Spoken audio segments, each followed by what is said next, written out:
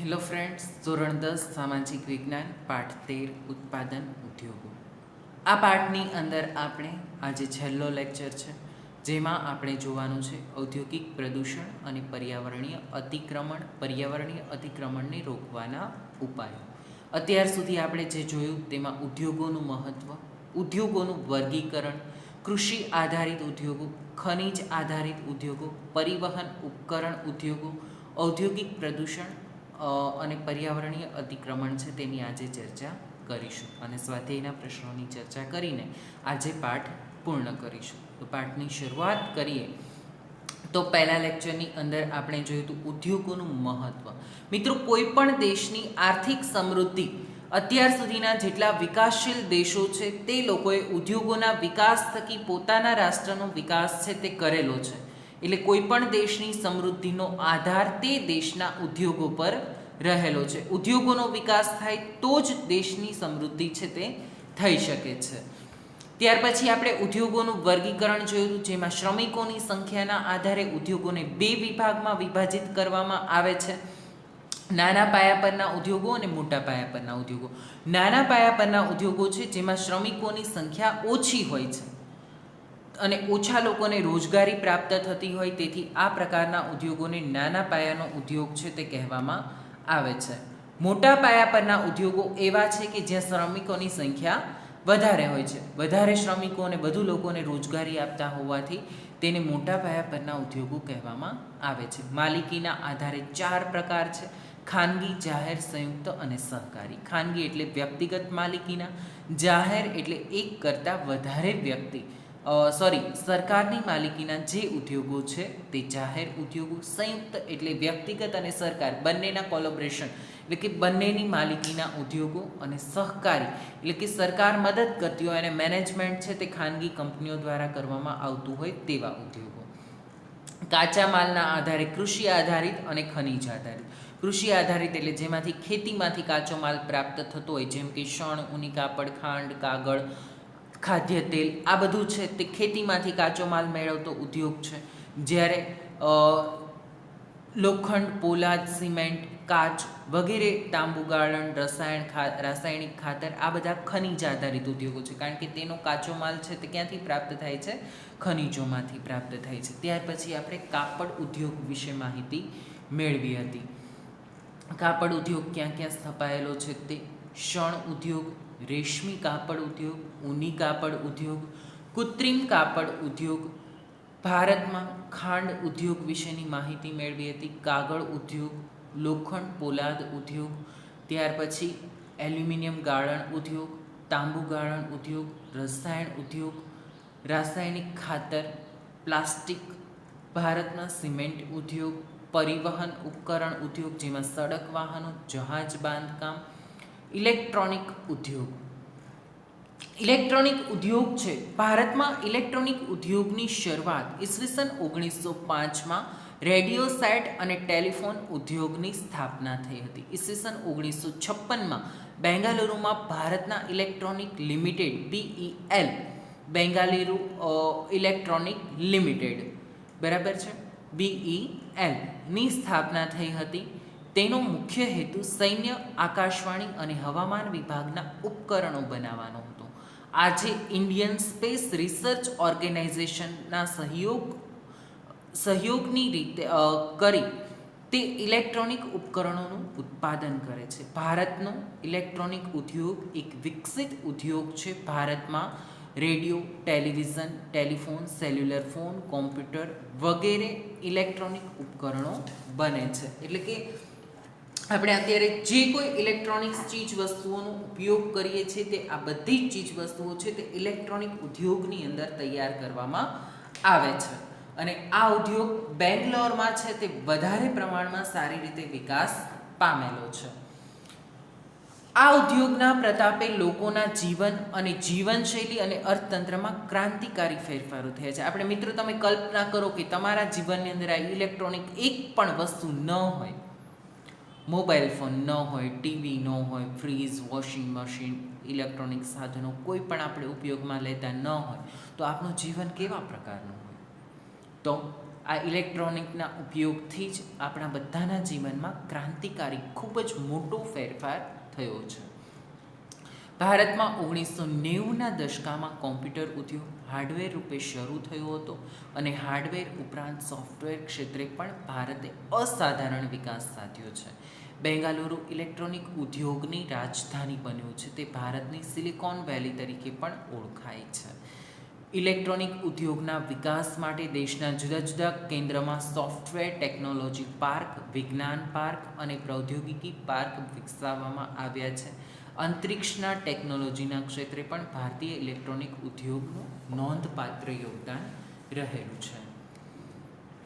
ઔદ્યોગિક પ્રદૂષણો વિશે નોંધ લખો અથવા તો પર્યાવરણીય અવક્રમણ, પર્યાવરણીય અતિક્રમણ કે ઔદ્યોગિક પ્રદૂષણ બધું જ એક જ છે. મિત્રો, જેમ જેમ ઉદ્યોગોનો વિકાસ થયેલો છે તો ઉદ્યોગોના વિકાસના કારણે પ્રદૂષણ પણ ફેલાય છે. જો મિત્રો, દેશના વિકાસ માટે ઉદ્યોગોનો વિકાસ થાય તે અત્યંત જરૂરી છે, પરંતુ ઉદ્યોગોનો વધુ પડતો વિકાસ અને પર્યાવરણ તરફ ધ્યાન જ ન આપવામાં આવે તો ઉદ્યોગોનો વિકાસ છે તે બરબાદી તરફ પણ લઈ જઈ શકે છે. કારણ કે ઉદ્યોગો આપણી માટે છે અને પર્યાવરણ પણ આપણી માટે છે. જો પર્યાવરણ પ્રદૂષિત થશે તો આપણું સ્વાસ્થ્ય બગડશે. એટલા માટે ઉદ્યોગો દ્વારા જુદા જુદા પ્રકારના જે પ્રદૂષણો ફેલાય છે તે પણ અટકાવવા જરૂરી છે.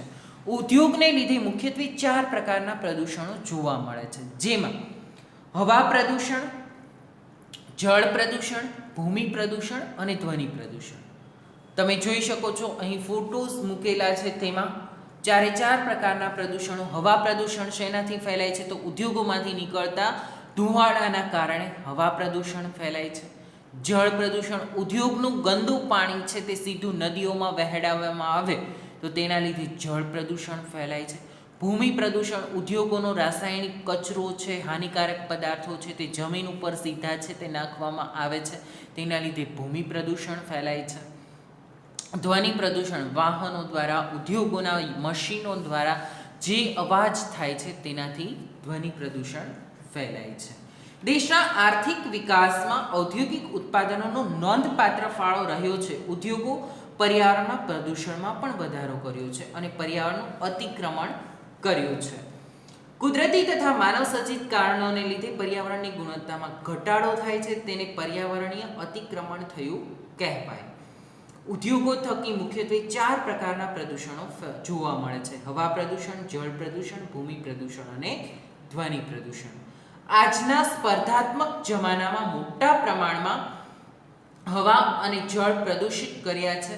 કાર્બન મોનોક્સાઇડ, સલ્ફર ડાયોક્સાઇડ જેવા અતિ નુકસાનકારક વાયુઓના કારણે હવા પ્રદૂષિત બની છે. ઔદ્યોગિક કચરાના કારણે જળ પ્રદૂષણ વધ્યું છે. આજે ઘણા કારખાના નિયમને અવગણીને ઔદ્યોગિક રીતે દૂષિત થયેલા પાણીને નદીમાં વહેવડાવી દે છે અને આથી પાણી દૂષિત વધારે થયું છે. ધ્વનિ પ્રદૂષણ માટે પણ માનવ જીવન માટે બહેરાશનું કારણ બને છે. અવાજનું જે પ્રદૂષણ છે તે ઉદ્યોગોમાં જૂની મશીનરી તથા પરિવહનના સાધનોના કારણે અવાજનું પ્રદૂષણ વધ્યું છે. અતિશય ઘોંઘાટના કારણે મનુષ્ય માનસિક તાણ અનુભવે છે. ઉદ્યોગો થતી નીકળતા ધુમાડા કાર્બન મોનોક્સાઇડ, સલ્ફર ડાયોક્સાઇડ જેવા અતિ હાનિકારક વાયુઓ હોય છે જે હવાને પ્રદૂષિત કરે છે. બરાબર છે. અહીં તમે જોઈ શકો છો ઉદ્યોગોમાંથી જે ધુમાડો, આટલો બધો ધુમાડો નીકળે. મિત્રો, ઘણી વખત તમને પણ એવો અનુભવ થતો હશે કે ઉદ્યોગોની આજુબાજુમાંથી આપણે નીકળીએ તો શ્વાસ લેવામાં તકલીફ પડે છે. શું કામ? કારણ કે તેમાંથી આ હાનિકારક વાયુઓ છે તે નીકળતા હોય છે ને જેના લીધે આપણને તકલીફ છે તે પડતી હોય છે. તે હવાને પ્રદૂષિત કરે છે. તે હવા પ્રદૂષણ જીવજંતુઓ સાથે સમગ્ર પર્યાવરણને નુકસાન કરે છે. એટલે કે આ ધુવાડાઓ છે તે મનુષ્યને નુકસાન કરે છે, જીવજંતુઓ અને સમગ્ર પર્યાવરણ પ્રદૂષિત કરે છે. ત્યાર પછી તમે અહીં જોઈ શકો છો ઔદ્યોગિક કચરાનું પાણી, જળ પ્રદૂષણ ફેલાવે છે. આજે ઘણા કારખાના સરકારી નિયમોને અવગણના કરે છે. સરકારી નિયમ એવો છે કે ઉદ્યોગોનું પ્રદૂષિત પાણી છે તે જળાશયોની સાથે ભેળવવામાં ન આવે, પરંતુ કેટલાક કારખાનાઓ છે તે આવા સરકારી નિયમો છે તેનું પાલન કરતા નથી અને તેનું પ્રદૂષિત જળ છે તે પાણીની નદીઓમાં છે તે વહેવડાવવામાં નાખવામાં આવતું હોય છે, જેના લીધે તેને નુકસાન થાય છે. આજે ઘણા કારખાના સરકારી નિયમોને અવગણીને દૂષિત થયેલા પાણીને નદીમાં વહાવી દે છે. તેથી તે નદીઓ અને બીજા જળ સ્ત્રોતનું ખૂબ જ દૂષિત પાણી ખૂબ જ દૂષિત બન્યું છે. તેથી તે નદીઓ અને બીજા જળ સ્ત્રોતો છે તેનું પાણી છે તેને દૂષિત કર્યું છે. કેટલાક ઉદ્યોગોમાં ખૂબ અવાજ થાય છે. પરિવહનના સાધનો પણ અવાજ ઉત્પન્ન કરે છે. મોટા યંત્રો અને જૂના થઈ ગયેલા મશીનનો કર્કશ મોટા અને તીવ્ર અવાજો લોકો માટે અસહ્ય થઈ પડે છે. જૂના યંત્રો હોય તો એનો અવાજ છે તે લોકોની માટે અસહ્ય થઈ જાય, કારણ કે સતત તે ખૂબ જ વધારે અવાજ કરતા હોય છે. જૂના વાહનો છે તેનો અવાજ પણ અસહ્ય થઈ પડે છે. તેથી વધુ પડતા અવાજો પ્રદૂષણ અને તેના માનવીને બહેરાશ આવી શકે છે. મિત્રો, તમે સતત અવાજ ઘોંઘાટની અંદર કાર્ય કરો ને તો કાનમાં બહેરાશ આવી જાય છે અને સામાન્ય સંજોગોમાં પણ વ્યક્તિ છે તે ધીમો અવાજ સાંભળી શકતો નથી. અતિશય ઘોંઘાટના કારણે માનવી માનસિક તાણ પણ અનુભવે છે. સતત તમે અવાજની અંદર રહો તો તમારો સ્વભાવ છે તે ચીડિયો બની જાય છે. માનસિક તાણ છે તે વ્યક્તિ અનુભવવા લાગે છે. તો આ ઔદ્યોગિક પર્યાવરણ કે પ્રદૂષણને કેવી રીતે અટકાવી શકાય? બરાબર છે. પર્યાવરણીય અતિક્રમણને રોકવાના ઉપાયો કે કેવી રીતે આપણે પર્યાવરણીય અતિક્રમણને રોકી શકીએ? તો દેશનો વિકાસ થાય પણ સાથે સાથે પર્યાવરણનો વિનાશ ન થાય એ રીતે વિકાસ કરવાનો છે. મિત્રો, કે ઉદ્યોગો દ્વારા દેશનો વિકાસ તો કરવાનો જ છે, પરંતુ પર્યાવરણનો વિનાશ કરીને દેશનો વિકાસ કરવાનો નથી. ઔદ્યોગિક વિકાસનું યોગ્ય આયોજન કરી પ્રદૂષણની માત્રા ઘટાડી શકાય છે. ઉપકરણોની ગુણવત્તા તથા ઈંધણની પસંદગી દ્વારા પણ પ્રદૂષણ ઓછું કરી શકાય છે. હવામાં માનવસર્જિત પ્રદૂષણને ફિલ્ટર, સ્ક્રબર, યંત્ર પ્રોસિપિટેટર્સ દ્વારા નિયંત્રિત કરી શકાય છે. ઉદ્યોગોના પ્રદૂષિત પાણીને નદીમાં છોડતા પહેલાં શુદ્ધિકરણ કરી અને જળ પ્રદૂષણ નિવારી શકાય છે. ઉદ્યોગોના પ્રદૂષિત પાણીને પ્રક્રિયા દ્વારા શુદ્ધ કરી શકાય છે. આપણે જોઈએ તો ભૂકંપ, જ્વાળામુખી, દાવાનળ, તમને બધા જ આનાથી પરિચિત છો. ભૂકંપ એટલે ધરતીની અંદર જે પ્રક્રિયા થાય છે અને તેના કારણે ધ્રુજારી આવે છે તે. જ્વાળામુખી એટલે કે પૃથ્વીની અંદર આજે પણ ગરમ મેઘમાં લાવા છે તે રહેલો છે અને તે પ્રચંડ વેગથી જ્યારે ઉપર આવી જાય છે ત્યારે જ્વાળામુખી. દાવાનળ જંગલોમાં કુદરતી રીતે જે આગ લાગે છે તે. ભૂપ્રપાત એટલે કે જમીનનું ખસી જવું. પૂર, તમે બધા જ પરિચિત છો. વધુ પડતા વરસાદના કારણે નદીઓમાં જે સ્થિતિ સર્જાય છે તે. ચક્રાવત એટલે કે વાવાઝોડું. સુનામી, સમુદ્ર કે નદીની અંદર જ્યારે ધરતીકંપ થાય છે અને તેનું પાણી જમીન તરફ ઘસી આવે છે તે ક્રિયા જેવા કુદરતી પરિબળો અને માનવ સર્જિત કારણોની અસરથી પર્યાવરણના જળ, જમીન અને વાયુ પ્રદૂષિત થઈ પર્યાવરણની ગુણવત્તામાં ઘટાડો થવાની ઘટના પર્યાવરણીય અતિક્રમણ કહેવાય છે. પર્યાવરણીય અતિક્રમણ રોકવાના ઉપાયો આ પ્રમાણે છે. ઔદ્યોગિક વિકાસનું આયોજન અને ઉપકરણોની ગુણવત્તા. પ્રદૂષણ ફેલાવતા ઉદ્યોગોને રહેણાંક વિસ્તારથી દૂર યોગ્ય સ્થાને સ્થાપીને સારા યંત્રો અને ઉપકરણો વિકસાવીને તથા તેનું કુશળ સંચાલન કરીને પ્રદૂષણ ઘટાડી શકાય છે. કે જે ઉદ્યોગોમાંથી વધારે ધુમાડો નીકળે છે, કે જે ઉદ્યોગો વધારે પ્રદૂષણ કરે છે, તેવા ઉદ્યોગોને રહેણાંકી વિસ્તારથી, જ્યાં લોકો વસવાટ કરતા હોય છે, રેસિડેન્શિયલ એરિયા, રહેણાંકી વિસ્તારથી આવા ઉદ્યોગોને દૂર સ્થાપવાના. આ ઉપરાંત તે ઉદ્યોગોની અંદર યંત્રો જે વાપરવામાં આવે છે તે સારા વાપરવામાં આવે, ગુણવત્તાયુક્ત વાપરવામાં આવે, જેથી કરીને તેનું પ્રદૂષણ ઓછું ફેલાવે. સારા યંત્રો અને ઉપકરણો વસાવીને તથા તેનું કુશળ સંચાલન કરીને પ્રદૂષણ ઘટાડી શકાય છે. ઈંધણની યોગ્ય પસંદગી. ઉદ્યોગોની અંદર જે ઈંધણ વાપરવામાં આવે છે તેની પસંદગી યોગ્ય થવી જોઈએ. કોલસા દ્વારા જો વધારે પ્રદૂષણ ફેલાતું હોય છે તો કોલસાની જગ્યાએ ખનિજ તેલનો ઉપયોગ છે તે કરવો જોઈએ. ઈંધણની યોગ્ય પસંદગી અને તેના ઉચિત ઉપયોગથી હવા પ્રદૂષણ ઓછું કરી શકાય છે. કે તેનો યોગ્ય ઉપયોગ કરવામાં આવે, યોગ્ય ઈંધણ પસંદ કરવામાં આવે તો હવા પ્રદૂષણ ઘટાડી શકાય છે. ઉદ્યોગોમાં કોલસાની જગ્યાએ ખનિજ તેલના ઉપયોગથી ધુમાડો રોકી શકાય છે. હવામાં ઉત્સર્જિત થતા પ્રદૂષકોને ફિલ્ટર, પ્રોસિપિટેટર્સ અને સ્ક્રબર જેવા સાધનોની મદદથી હવામાં જતા રોકી શકાય છે. ફિલ્ટર રાખવામાં આવે, પ્રોસિપિટેટર્સ કે સ્ક્રબર, આ બધા છે તે એક પ્રકારના ફિલ્ટર્સ જ છે કે જેના દ્વારા ઔદ્યોગિક કચરો અથવા તો ઔદ્યોગિક ધુમાડો છે તે હવામાં સીધો જો જતો હોય છે તેને અટકાવીને તેને શુદ્ધ કરીને હવામાં છોડવામાં આવે છે, જેથી કરીને પ્રદૂષણનું પ્રમાણ ઘટાડી શકાય છે અને આ રીતે પ્રદૂષણ થતું અટકાવી શકાય છે.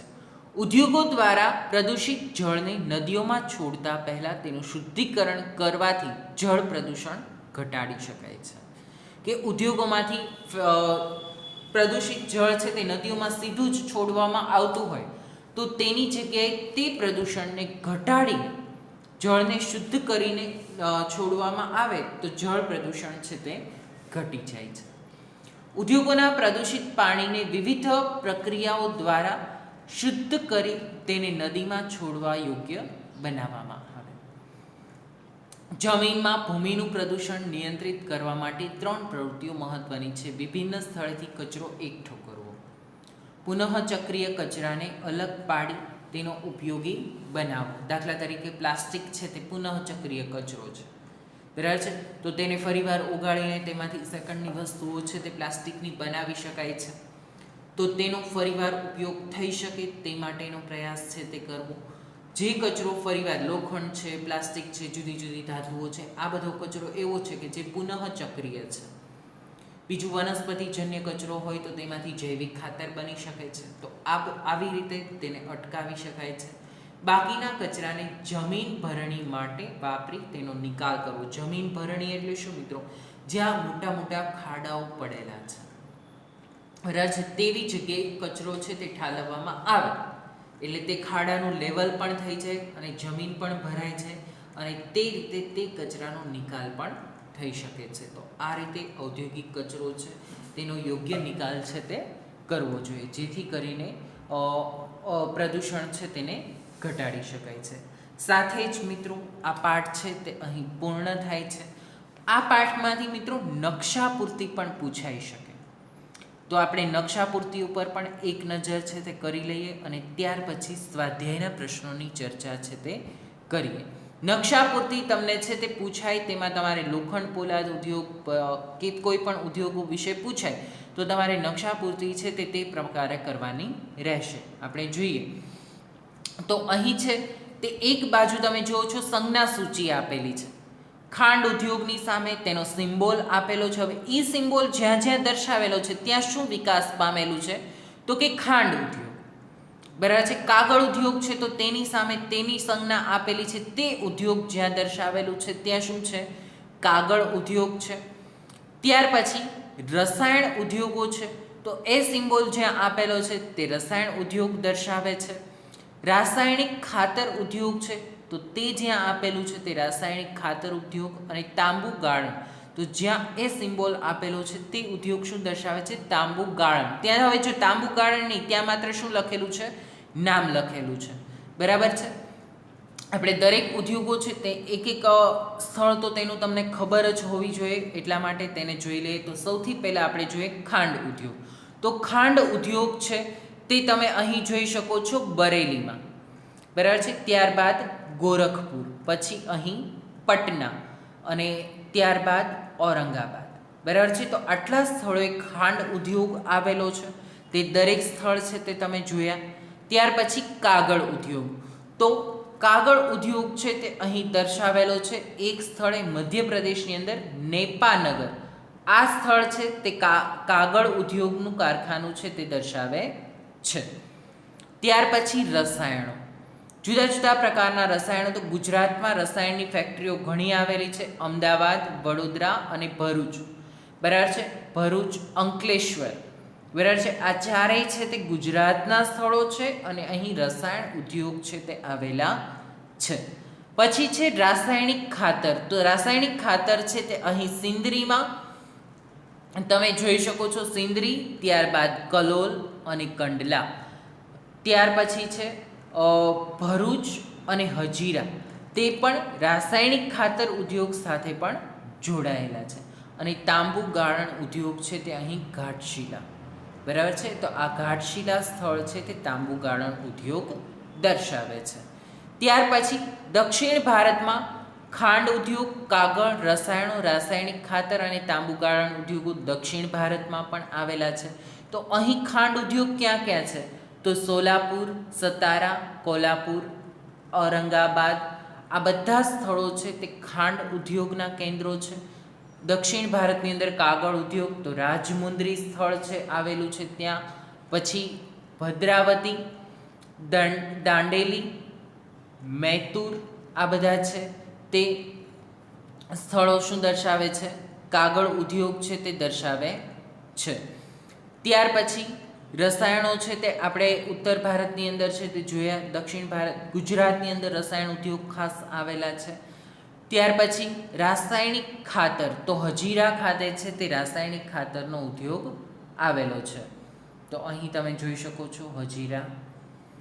તાંબુ ગાળણ ઉદ્યોગ છે તે આપણે જોયો અહીં ઘાટશિલામાં તાંબુ ગાળણ ઉદ્યોગ છે તે આવેલો છે. તો આ પ્રકારે તમારે નકશાપૂર્તિ છે તે કરવાની હોય છે. આ પાઠમાંથી નકશાપૂર્તિ, બાકી તમે સ્કૂલે આવો ત્યારે પણ તમને નકશાપૂર્તિ છે તે વ્યવસ્થિત રીતે ફરીવાર છે તે રિવિઝનમાં લઈ લેશું. હવે સ્વાધ્યાયના પ્રશ્નો છે તેની ચર્ચા કરીને આ પાઠ છે તે પૂર્ણ કરીએ. તો જોઈએ સ્વાધ્યાયના પ્રશ્નો. તો મિત્રો, સ્વાધ્યાયના પ્રશ્નોની અંદર પહેલો પ્રશ્ન છે, નીચેના પ્રશ્નોના સવિસ્તાર જવાબ લખો. ખાંડસરી તથા ખાંડના કારખાના ક્યાં ક્યાં સ્થપાયા છે, શા માટે? આપણે જોઈએ તેનો જવાબ. તો શેરડી વજનમાં ભારે અને બગડી જવાનો ગુણ ધરાવે છે. કાપ્યા પછી તે સુકાવા લાગે છે અને તેમાં સાકરનું પ્રમાણ ઘટે છે. કાપ્યાના 24 કલાકમાં તેનું પિલાણ કરવું જરૂરી છે. ખાંડના કારખાનાઓમાં શેરડી ઉત્પાદન ક્ષેત્રના નજીક સ્થાપવામાં આવે છે. ઉત્તર પ્રદેશ, મહારાષ્ટ્ર, તમિલનાડુ, કર્ણાટક વગેરે રાજ્યોમાં ખાંડસરીના કારખાનાઓ સ્થાપવામાં આવ્યા છે. લોખંડ પોલાદ ઉદ્યોગ વિશે ટૂંક નોંધ લખો. તો લોખંડ પોલાદના ઉત્પાદનમાંથી યંત્રો, ઓજારો, નાના મોટા યંત્રોના ભાગો બનાવવામાં આવે છે. ઝારખંડનું જમશેદપુરનું કારખાનું લોખંડ અને પોલાદનું મોટા પાયા પરનું ઉત્પાદન કરે છે. તેનું કારખાનું 1907માં શરૂ થયું. ત્યારબાદ પશ્ચિમ બંગાળમાં બર્નપુર અને કર્ણાટકમાં ભદ્રાવતી ખાતે આવેલા કારખાના સ્થપાયા. હજીરા પાસે મિની સ્ટીલ પ્લાન્ટ સ્થાપવામાં આવ્યો છે. ભારતમાં લોખંડ અને પોલાદનું કારખાનું તમિલનાડુના પોર્ટોનોવા નામના સ્થળે 1830માં સ્થાપવામાં આવ્યું. પશ્ચિમ બંગાળમાં કુલ્ટી ખાતે ઈસવીસન 1864માં જે કારખાનું સ્થાપવામાં આવ્યું તે આજે પણ ચાલુ છે. સિરિયામાં હમાસ્ક શહેરમાં તલવાર બનાવવા માટે લોખંડની આયાત ભારતમાંથી કરવામાં આવતી. ભારતના લોખંડ વ્યવસાય જૂનો છે. લોખંડ પોલાદના બધા જ કારખાનાઓનો વહીવટ steel authority of India limited cell steel authority of India limited હસ્તક થાય છે. લોખંડ પોલાદ ઉદ્યોગમાં કાચા માલ તરીકે લોહ અયસ્ક, કોલસો, ચૂનાનો પથ્થર અને મેંગેનીઝ કાચી ધાતુ તરીકે વપરાય છે. ઉદ્યોગોના મહત્વ પર ટૂંક નોંધ લખો. ઉદ્યોગો સ્થાપવાથી ઉત્પાદનમાં વધારો થાય છે, લોકોનું જીવન ધોરણ ઊંચું આવે છે. ભારતમાં રાષ્ટ્રીય ઉત્પાદનમાં ઉદ્યોગોનો ફાળો લગભગ 29% છે. ઉદ્યોગોમાંથી રોજગારી મળી રહે છે, તેના કારણે લોકોનું જીવન ધોરણ સુધરે છે. ઉદ્યોગોના વિકાસના લીધે રાષ્ટ્રની પ્રગતિ થાય છે. ઔદ્યોગિક વિકાસ વિના આર્થિક વિકાસ સાધી શકાતો નથી. દેશની વ્યવસ્થા ઔદ્યોગિક વિકાસથી ઘણી મજબૂત બને છે. જે દેશમાં ઉદ્યોગોનો વિકાસ થતો નથી અથવા તો ઓછો થાય છે, ત્યાં કુદરતી સંસાધનોનો ઉદ્યોગોના કાચા માલ તરીકે કામ કરી શકતા નથી.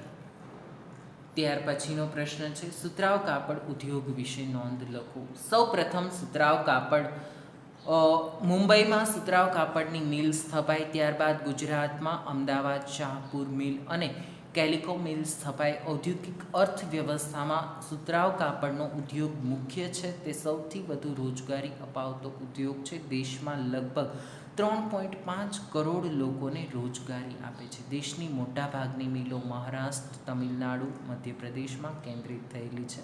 ગુજરાતમાં અમદાવાદને પૂર્વનું માન્ચેસ્ટર અને ડેનિમ સિટી ઓફ ઇન્ડિયા પણ કહે છે. સુતરાઉ કાપડની નિકાસમાં વિશ્વમાં ચીન પછી ભારત દ્વિતીય સ્થાને આવે છે. મહારાષ્ટ્ર, ગુજરાત શરૂઆતમાં મોટાભાગની મિલો સ્થપાઈ હતી કારણ કે આ પ્રદેશમાં કપાસનું ઉત્પાદન થતું હતું. અનેક દેશોમાં સુતરાઉ કાપડના વસ્ત્રોની નિકાસ કરે છે. રશિયા, યુએસએ, નેપાળ વગેરે તેના મુખ્ય ગ્રાહકો છે. ત્યાર પછી મુદ્દાસર જવાબ લખો. પર્યાવરણીય અતિક્રમણને રોકવાના ઉપાયો. ઈંધણની યોગ્ય પસંદગી અને યોગ્ય ઉપયોગથી હવા પ્રદૂષણ ઓછું કરી શકાય છે. દાખલા તરીકે ખનિજ, કોલસાની જગ્યાએ, બરાબર છે, એટલે કોલસાના બદલામાં ખનિજ વાપરવામાં આવે. ખનિજ તેલનો ઉપયોગ કરવાથી ધુમાડો રોકી શકાય છે. હવામાં પ્રદૂષિત થતા પ્રદૂષકોને ફિલ્ટર, પ્રેસિપિટેટર અને સ્ક્રબર જેવા સાધનોની મદદથી હવામાં જતાં રોકી શકાય છે. ભૂકંપ, જ્વાળામુખી વિસ્ફોટ, સુનામી જેવા પરિબળો અને માનવસર્જિત કારણોની અસરથી પર્યાવરણના જળ, જમીન અને વાયુ પ્રદૂષિત થઈ પર્યાવરણની ગુણવત્તામાં ઘટાડો થવાની ઘટના પર્યાવરણીય અતિક્રમણ કહેવાય છે. નદીઓમાં છોડતા પહેલાં ગંદા પાણીનું શુદ્ધિકરણ કરવાથી જળ પ્રદૂષણ નિયંત્રિત કરવા માટે પ્રવૃત્તિઓ મહત્ત્વની છે. વિભિન્ન સ્થળોએથી કચરો એકઠો કરવો, બાકીના કચરાને જમીનની ભરણી માટે નિકાલ કરવો, પુનઃચક્રીય કચરાને અલગ પાડીને તેનો ઉપયોગ કરી શકાય છે. ઉદ્યોગોનું વર્ગીકરણ સમજાવો. તો માલિકીના આધારે ઉદ્યોગોને 4 વિભાગમાં વહેંચવામાં આવે છે: જાહેર, ખાનગી, સંયુક્ત અને સહકારી. ભિલાઈનો પોલાદ ઉદ્યોગ અને હેવી કેમિકલ ઇલેક્ટ્રિકલ લિમિટેડ જાહેર ક્ષેત્રનો ઉદ્યોગ છે, જેમાં માલિકી અને વ્યવસ્થાપન સરકાર હસ્તક છે. ટાટા, અંબાણી, બિરલા, બજાજ વગેરે જૂથોની કંપનીઓ ઉદ્યોગોના ખાનગી ક્ષેત્રના ઉદ્યોગો છે. ઓઇલ ઇન્ડિયા લિમિટેડ જાહેર ક્ષેત્રના ખાનગી ક્ષેત્રનું સંયુક્ત સાહસ છે, એટલે કે સંયુક્ત ઉદ્યોગ છે. સહકારી મંડળીઓ દ્વારા ખાંડની મિલો અને દૂધ ઉત્પાદન ડેરીઓ ચલાવવામાં આવે છે, એટલે તે સહકારી ઉદ્યોગ છે. શ્રમિકોની સંખ્યાના આધારે ઉદ્યોગોને 2 જૂથમાં વિભાજિત કરવામાં આવે છે: મોટા પાયા પરના અને નાના પાયા પરના. મોટા પાયા પરના ઉદ્યોગો જે ઉદ્યોગોના શ્રમિકોની સંખ્યા મોટી હોય છે, દાખલા તરીકે સુતરાઉ કાપડનો ઉદ્યોગ. નાના પાયા પરના ઉદ્યોગો તો જે ઉદ્યોગોમાં નાનો ઉદ્યોગપતિ ઓછા કામદારોને રોકીને સામાન્ય ઉત્પાદન કરતો હોય, દાખલા તરીકે ખાંડસરી.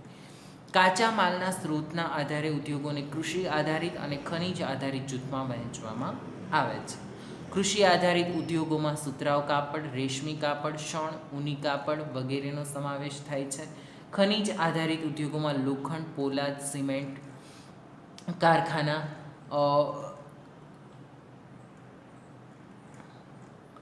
સિમેન્ટ, કાચ વગેરે, એલ્યુમિનિયમ વગેરેનો સમાવેશ થાય છે, એટલે કે ખનિજ આધારિત ઉદ્યોગોમાં.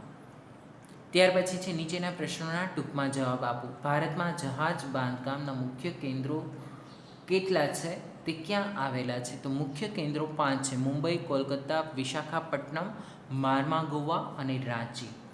સિમેન્ટ બનાવવા માટે કાચા માલમાં શેની જરૂર, કયા માલની જરૂર પડે છે? તો ચૂનાનો પથ્થર, કોલસો, ચિરોડી, બોક્સાઇટ અને ચીકણી માટી વગેરેની જરૂર છે તે સિમેન્ટ બનાવવા માટે પડે છે. ગુજરાતમાં રાસાયણિક ખાતરનો ઉદ્યોગ ક્યાં સ્થાપિત થયેલો છે?